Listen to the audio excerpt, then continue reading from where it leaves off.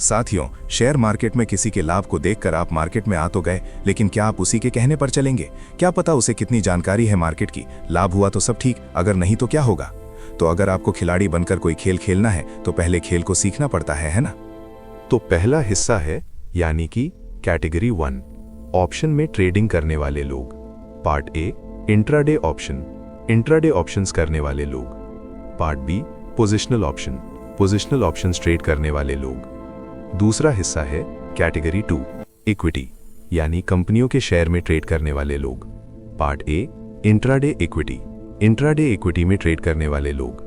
Part B, positional या long term equity, long term equity में trade करने वाले लोग। आपने कई YouTube चैनल और सफल ट्रेडर्स तो देखकर अपनी शुरुआत कर दी।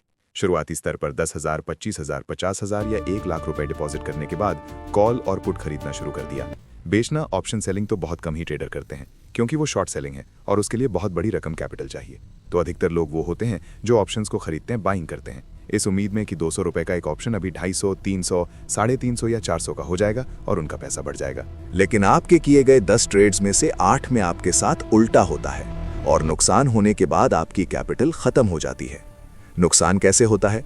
जब आप किसी ऑप्शन को 200 रुपए पर खरीदते हैं तो उसके बाद वो 205, 210, 215 तक जाता है और आपको लगता है कि ये अभी और बढ़ेगा, क्योंकि सोशल मीडिया पर तो हमने ऐसा ही देखा है। वहीं से वो पलटकर 200 के नीचे आता है और 170, 180 पर आकर आपको डराता है।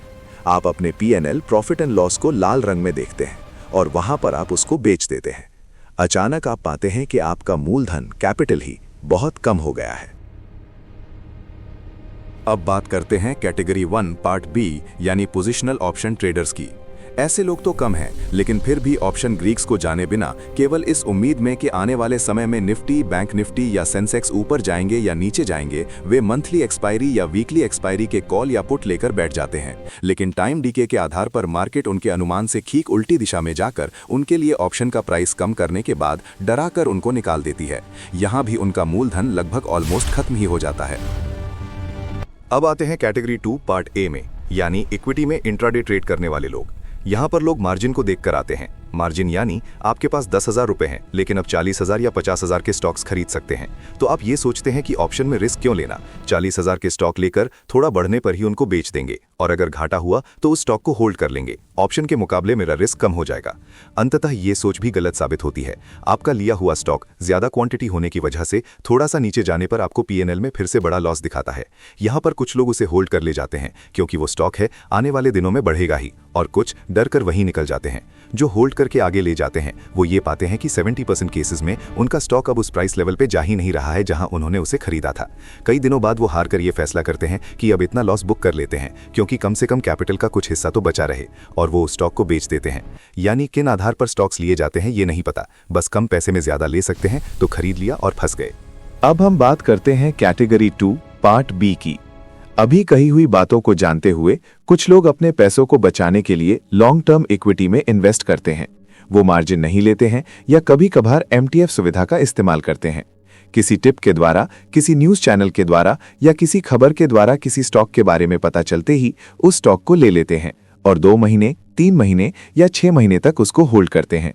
यहाँ भी 70% केसेस में वही चीज होती है जो ऊपर बताई गई है, और ये तथाकथित इन्वेस्टर्स पाते हैं कि उनका मूलधन बहुत कम हो गया है।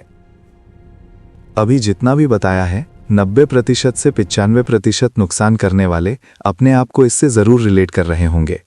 अब हमें ये देखना है कि हमारी गलती क्या थी और सीखना क्या है। कैटेगरी 1 में ऑप्शन ट्रेडिंग का मतलब आग से खेलना है। क्या ये सच है? कुछ हद तक।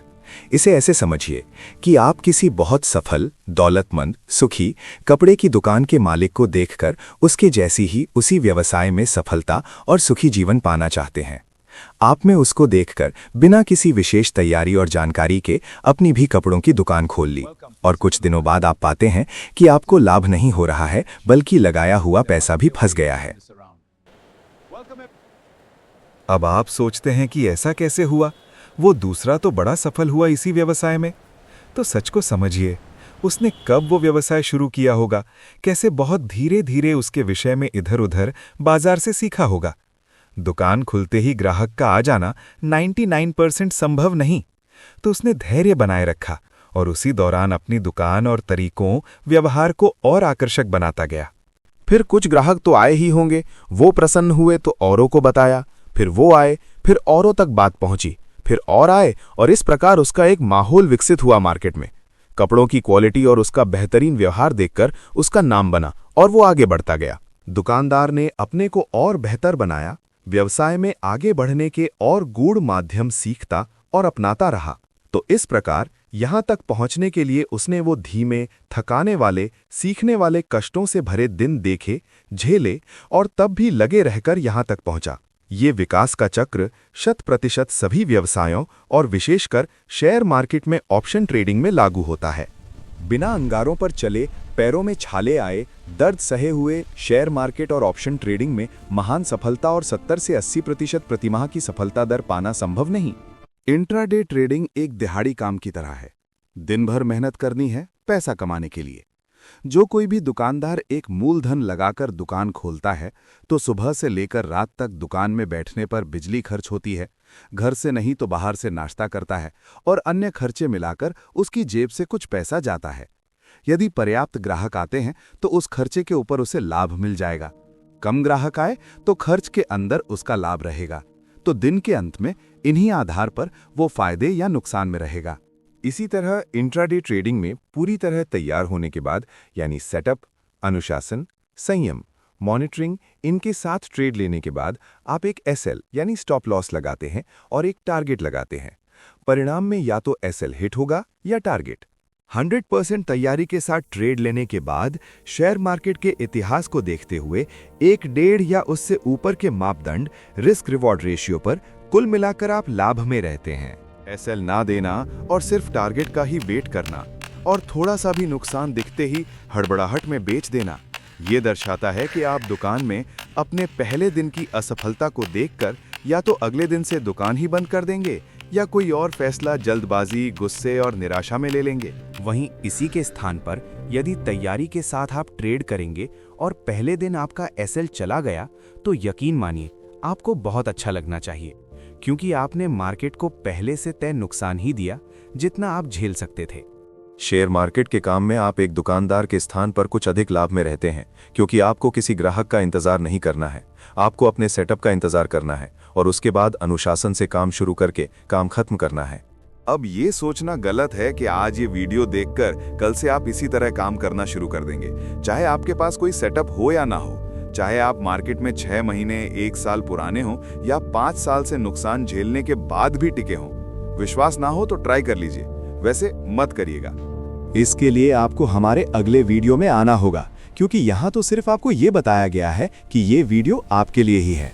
हमने आपके काम करने के पैटर्न और हिस्ट्री को खुद झेला, देखा और पकड़ा है, और पूरे विश्व के सभी शेयर बाजारों में ये चीज 100% काम करती है और इसके विपरीत काम करने पर नुकसान ही होता है।